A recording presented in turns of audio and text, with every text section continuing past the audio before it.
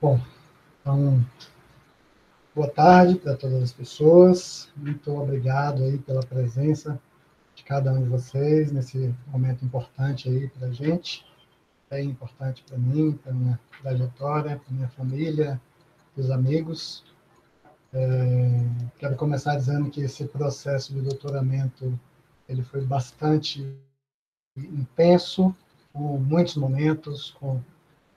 muitas histórias que, sem dúvida, não cabem nesse nosso momento, no tempo que a gente tem aqui. Eu tentei, de alguma forma, retratar nesse mosaico de imagens que aparece aí no fundo da minha tela inicial, mas não tenho dúvida que esse é apenas um momento de síntese, né, de tudo aquilo que a gente viveu nos últimos 4 anos e que tem aí como um, né, uma produção, uma síntese, a tese intitulada Educação Física Cultural na Educação Infantil, imagens narrativas produzidas com professoras e crianças com os cotidianos de e-mail paulistana. Eu sou o Leonardo de Carvalho Duarte, o orientador do trabalho, o professor Marcos Garcia Neira, e o trabalho está vinculado ao curso de doutorado em Educação da Faculdade de Educação da Universidade de São Paulo. Eu não podia deixar de começar nessa semana, né, que a gente atingiu a triste marca de 300 mil mortes, deixar de registrar a nossa solidariedade a todas as famílias, aos amigos, e, mais uma vez, afirmar o nosso posicionamento em defesa da ciência, da vida, da vacina, e também fazer desse espaço e desse momento aqui um momento de resistência, um momento de luta contra o negacionismo científico que a gente enfrenta no nosso país atualmente. Bom, tem aí um espelho do sumário da tese, apenas para mostrar a estrutura do documento, do texto final, na sua versão final, ou a versão que veio para a defesa, né? Após as considerações, a gente pode ter alterações, mas para esse momento a gente trouxe aí uma introdução e 6 sessões, onde a gente faz uma discussão sobre a educação física na educação infantil, discute o currículo cultural, busca discutir a infância pela sociologia da infância e apresenta a pesquisa nos seus caminhos, nas suas opções teórico-metodológicas, faz as nossas análises e considerações. Tá? Bom, o nosso objeto de estudo nesse trabalho foi a educação física cultural, o currículo cultural da educação física na educação infantil, e a justificativa para o desenvolvimento desse trabalho foi a percepção de que havia uma necessidade de ampliar os estudos sobre essa perspectiva curricular com as crianças pequenas, e o interesse de uma escola municipal de educação infantil de conhecer a proposta, de experimentar essa proposta no cotidiano escolar. Então, diante desses 2 interesses, desses 2 motivos, a gente produziu as seguintes questões: que pode um currículo cultural da educação física na educação infantil, e que contribuições, provocações essa proposta pode trazer, fazer ao projeto pedagógico e as práticas desenvolvidas em um e-mail. Então, na confluência aí dos interesses entre pesquisador, grupo de pesquisa, de investigar mais a educação física cultural, essa perspectiva curricular, no contexto da educação infantil, a gente se encontra com o interesse declarado de uma escola, de uma instituição de educação infantil, de também conhecer melhor a proposta e experimentar isso no seu cotidiano. Por conta disso, os objetivos traçados para a pesquisa foram de compartilhar com a comunidade pedagógica de uma instituição de educação infantil os conhecimentos sobre a perspectiva cultural da educação física e produzir com os praticantes do cotidiano da educação infantil experiências pedagógicas na perspectiva cultural, e depois a gente conseguiu descrever e analisar essas experiências, objetivou descrever e analisá-las, sempre considerando as narrativas dos participantes, docentes e crianças, que foram produzidas durante ou a partir dessas intervenções, e tentar, de alguma forma, evidenciar pertinências, impertinências, potencialidades e ou fragilidades de um currículo cultural da educação física na educação infantil. Esses objetivos também foram negociados e se produzindo aí no cotidiano escolar, junto com as professoras e as crianças. Nosso campo de pesquisa foi a EMEI Nelson Mandela, mas é importante dizer que a gente chega nesse campo de pesquisa a partir de um encontro com o grupo de pesquisa e com a colega Marina, que está aqui acompanhando, a quem eu já agradeço muitíssimo a parceria. A gente começou a trocar nas reuniões, né, o meu interesse sobre o trabalho com a educação infantil e ela sobre a experiência dela na EMEI Nelson Mandela. Aquela época, início de 2017, Marina considerava que ela estava iniciando a sua inserção também com referencial. Ela iria assumir em 2018 a primeira vez a regência principal de uma turma, até então ela só havia sido módulo. Tinha o desafio de gerenciar o território da cultura corporal na escola e considerou que seria bacana desenvolver esse trabalho, participar desse trabalho com a gente, e fez a ponte para que a gente chegasse até a EMEI Nelson Mandela, onde a gente foi recebido muito bem pelas gestoras, pelas professoras, que já haviam feito uma avaliação institucional, pensado sobre as questões da cultura corporal no contexto da escola e definido no seu plano de ações também a realização de formações nesse sentido. Então, foi um encontro bastante feliz. Eu apresentei inicialmente a proposta de trabalho para as gestoras, que consideraram que tinha uma adesão àquilo que o projeto da escola e que o plano de ação previa, e a gente começou aí as nossas interações. Eu pontuo aí algumas características também dessa escola, que depois nos fazem ratificar e justificar a escolha desse local. Né? Uma escola que está localizada na zona norte da cidade de São Paulo, vinculada à Diretoria Regional de Ensino Freguesia do Ó Brasilândia, que atua com tempo integral, começou a atuar exatamente no ano de 2018 para as crianças, né, no período de 8 a 16. Naquele ano, por conta disso, a escola tinha 204 crianças matriculadas, 2 grupos de docentes atuando matutino e vespertino, um trabalho que havia se estabelecido desde 2017 com grupos multietários, né, sem a comum divisão entre crianças do infantil 1, 4 anos, infantil 2, 5 anos, mas a opção de fazer grupos com crianças de 4, 5 anos. Um trabalho destacado com relação ao tema das relações étnico-raciais,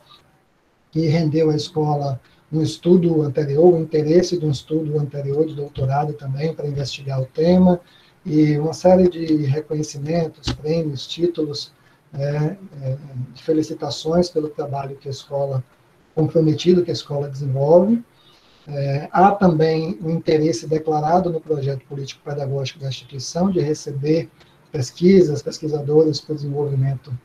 de estudos, e talvez a questão mais importante, uma afinidade teórico-política que nós identificamos na leitura do projeto pedagógico da instituição, com também os referenciais teóricos que a gente vem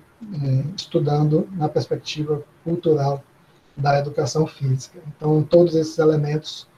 justificaram aí o nosso interesse e a escolha desse campo de pesquisa para a gente desenvolver o trabalho. As nossas intervenções deram um período de 2 anos, de fevereiro de 2018 a dezembro de 2019, em 15 encontros de formação, foram divididos em 3 ciclos, o primeiro de 4 encontros no primeiro semestre de 2018, quando eu inicio o contato, tenho esse diálogo com a gestão, que propõe a gente fazer a partilha da produção do conhecimento sobre o currículo cultural, para que elas pudessem entender melhor sobre a proposta. Então, nós organizamos 4 encontros iniciais, com base, inclusive, no referencial e na produção do grupo, de como o grupo vinha divulgando a proposta. As professoras avaliam isso ao final do primeiro semestre como positivo e demandam a continuidade, aí a gente faz um segundo ciclo de formação no segundo semestre de 2018, e, por fim, em 2019, elas novamente fazem uma avaliação positiva e demandam a continuidade do trabalho até o ano de 2019, e a gente faz esse compromisso e continua as nossas interações no campo, sempre ocorrendo nos horários de jornada especial de formação e projeto especial de ação, que são os tempos de formação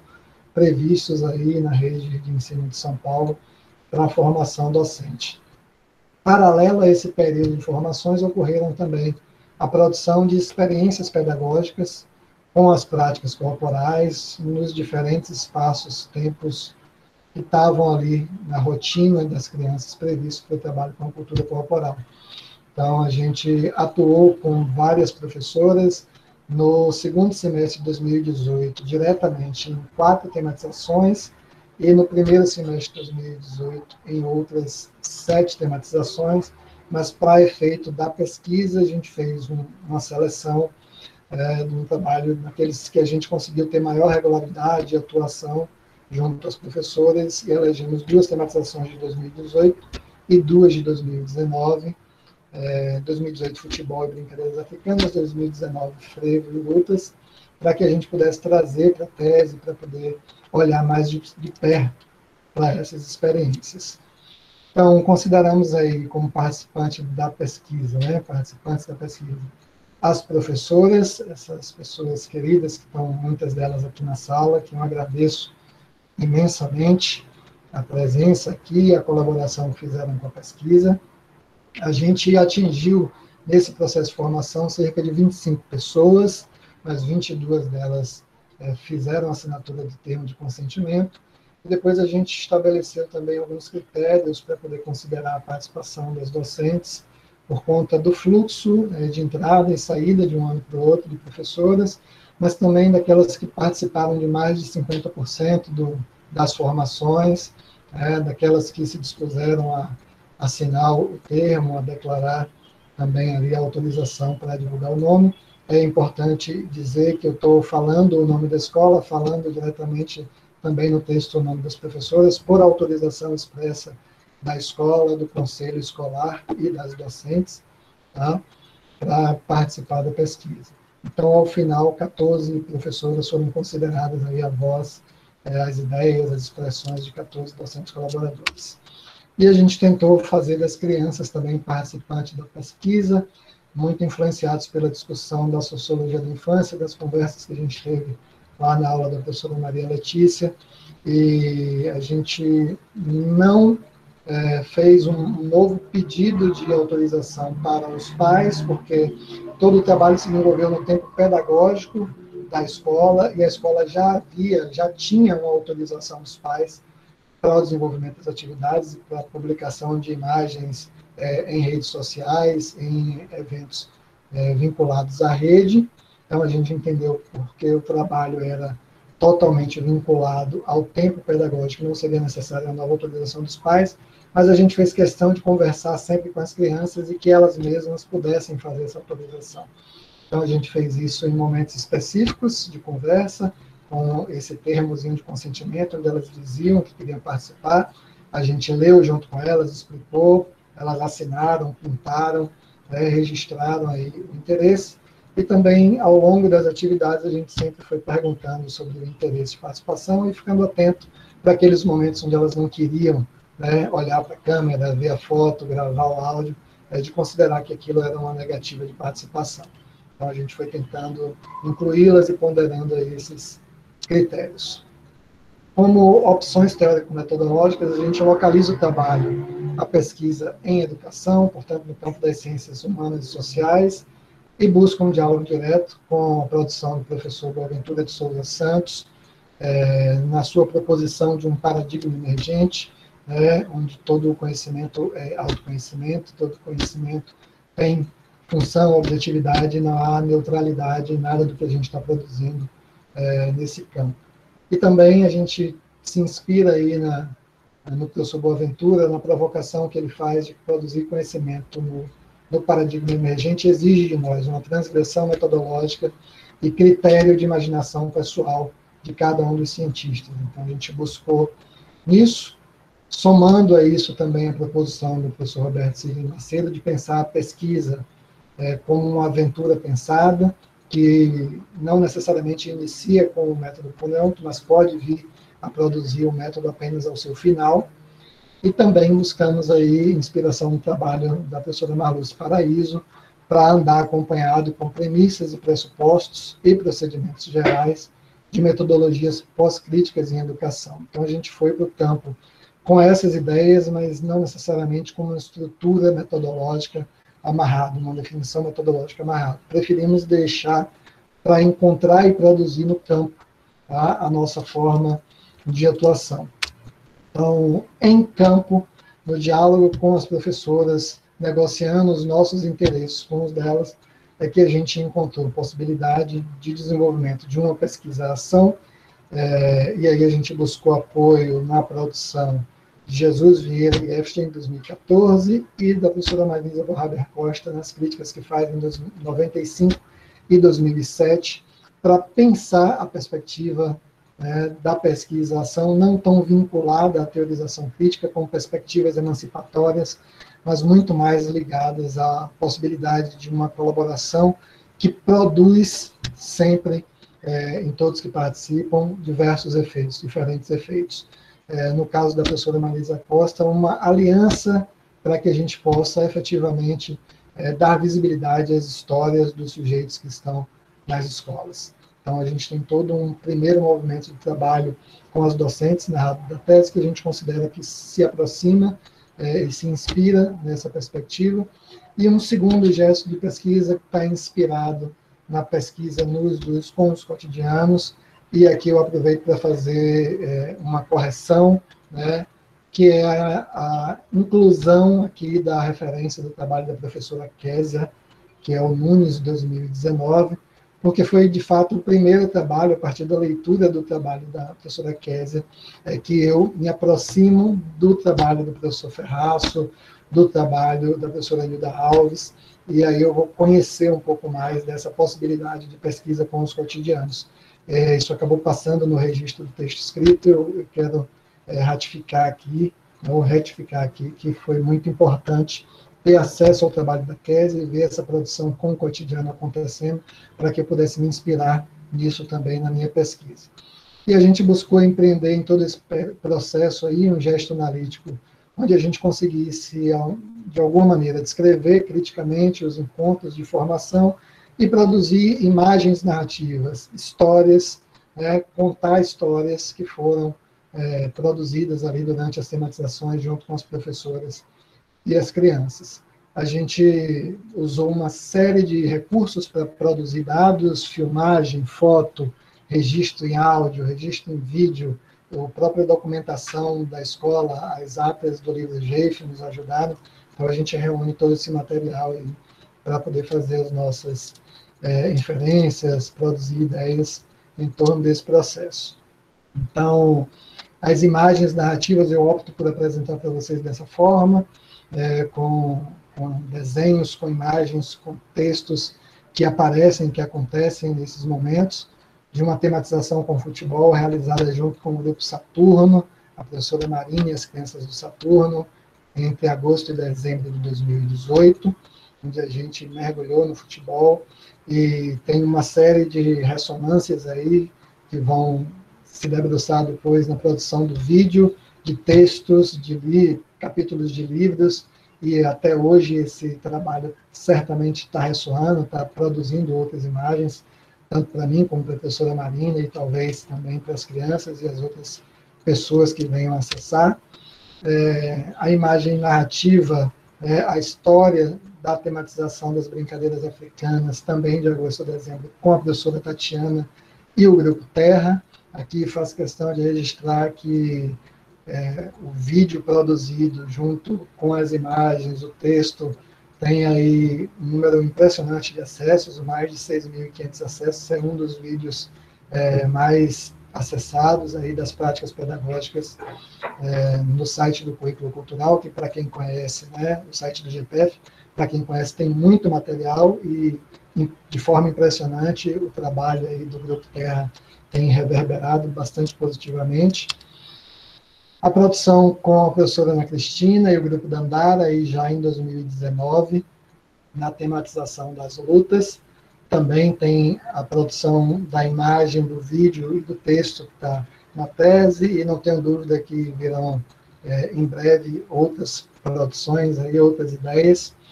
E também a tematização do frevo com a professora Alice e o Grupo Rosa Soares, também de março a julho de 2019.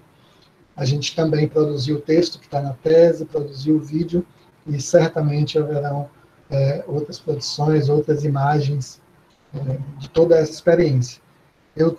num dado momento, tentei produzir muito dessas imagens junto com as professoras, mas, infelizmente, consegui mais isso com a professora Marina. Das outras professoras, eu consegui mais sugestões, registros, compartilhar imagens, produções. A tentativa, na verdade, foi da inspiração aí, do alerta, na verdade, do professor Carlos Eduardo Ferraz, que toda a imagem narrativa, no final das contas, é produzida, tem o nosso olhar, né? Tem o olhar do pesquisador, e a gente, no mínimo, precisa reconhecer como aberta e inacabada, para que a gente abra espaço para que as vozes dos praticantes dos cotidianos apareçam. Então, eu tentei trazer aí muito das falas das crianças, das imagens, das atividades produzidas por elas, pelas professoras, né, no traço, no desenho de cada uma dessas tematizações, aí, de como elas se apropriaram daquilo que a gente veio falando nas formações, do ponto de vista do currículo cultural, de como elas se apropriaram dos princípios, dos procedimentos, e a gente acabou produzindo essas imagens. Consideramos que foi possível, ao olhar para todo esse processo das formações, das tematizações que a gente narra na tese, a gente considera que foi possível mover experiências formativas, aí no sentido do que o professor Lagonça traz para a gente, de fazer com que as pessoas façam uma viagem interior. Então, tem na tese excertos das professoras questionando as suas próprias posturas, as suas próprias ideias, reconhecendo a sua ansiedade, a sua tentativa de garantir a produção final, ou de controlar as crianças e poder rever essas coisas, enquanto a gente foi ali conversando no processo de formação e vivendo as tematizações. A gente considerou que foi possível impulsionar revisões escritas e reescritas no projeto pedagógico da EMEI. Isso é uma prática no trabalho da escola. Desde que eu chego lá, as professoras falam no trabalho com o projeto pedagógico e dessa revisão, mas, ao mesmo tempo, elas vão me mostrando um tanto do projeto que não é coletivo, que ainda elas não se apropriaram, e vão, de fato, tomando pé, fazendo questionamentos daquilo que está sendo produzido, e me convocando para, de alguma forma, colaborar com isso, e eu tento, em alguma medida, colaborar sem interferir, e depois as professoras vão produzir quadros de referência já em 2020, e disponibilizar para mim como possível efeito das conversas, das ideias que elas tinham antes sobre a cultura corporal, e que passam a ter depois. A gente considera que também foi possível ampliar o acesso e o contato das professoras e crianças com práticas corporais diversas. No início das observações, a gente identificou um trabalho muito presente das brincadeiras, o uso das brincadeiras sempre com objetivos pedagógicos, com alguma intencionalidade, e depois as próprias professoras reconhecem que o trabalho estava bastante centrado nisso e passam a buscar outras práticas corporais para poder atuar, chegando em 2019 a ter uma diversidade de luta, dança, esporte, circulando ali no currículo, no trabalho que elas vinham desenvolvendo. A gente considera também que foi possível, em alguma medida, ressignificar concepções de infância e criança, há narrativas das professoras ali em torno de passei a perceber mais as crianças, olhar com mais cuidado, me preocupar mais com aquilo que elas estavam falando, ser mais flexível com a reação delas, considerar mais isso no desenvolvimento do planejamento. Então, a gente também faz alguns desses registros. Provocar processos de desconstrução e ressignificação de atitudes preconceituosas. das crianças entre si, com relação às práticas corporais. Então, em alguma medida, também a gente faz as crianças pensarem sobre atitudes machistas, atitudes que a gente considera aí que não deveriam estar acontecendo, por parte de crianças pequenas, mas que estão no contexto da escola e a gente não se furta a tratar dessas coisas. A gente considera que foi possível favorecer a enunciação dos saberes das crianças pequenas, sempre posicionando como coautoras, produtoras dessas redes de saberes fazeres tecidas nos espaços-tempos das tematizações. Então, o trabalho do Flávio, que traz esse princípio aí para o currículo cultural de forma bastante marcante, da enunciação dos saberes discentes, e olhando para a tematização que a gente viveu na escola com as professoras, claro o quanto que elas passam a se preocupar em produzir junto com as crianças, em colocar as crianças nesses lugares de autoras, de produtoras de cada uma dessas redes de saberes fazeres. Portanto, fabricação de intervenções pedagógicas sensíveis à escuta das crianças, considerando suas vozes, mas não abandonando o interesse ético-político e a luta cultural pelo engendramento de subjetividades solidárias, democráticas, multiculturais, não machistas, não fascistas, não autoritárias, desde a educação infantil. O currículo cultural vem, nesse período, aí, tentando, fazendo um discurso em torno dessa defesa, da produção dessas subjetividades, e a gente pensamos que conseguimos, nesse processo aí com as crianças também, produzir esse tipo de experiência pedagógica. Portanto, pensando em todas essas coisas que nós acreditamos que foi possível realizar, a gente defende a tese de que o currículo cultural da educação física difere das concepções hegemônicas da área, que são historicamente fundamentadas na psicologia do desenvolvimento, que faz conexões com os estudos sociais da infância nas suas proposições mais contemporâneas, e, portanto, pode ser uma alternativa curricular contra-hegemônica em projetos político-pedagógicos dispostos a tomar a infância como construção social, histórica, sujeita sempre a mudanças, mas posicionando as crianças como produtoras de cultura, sujeitos de direitos, que podem, devem, precisam ser escutadas e ter as suas vozes consideradas na sociedade e nas práticas educacionais.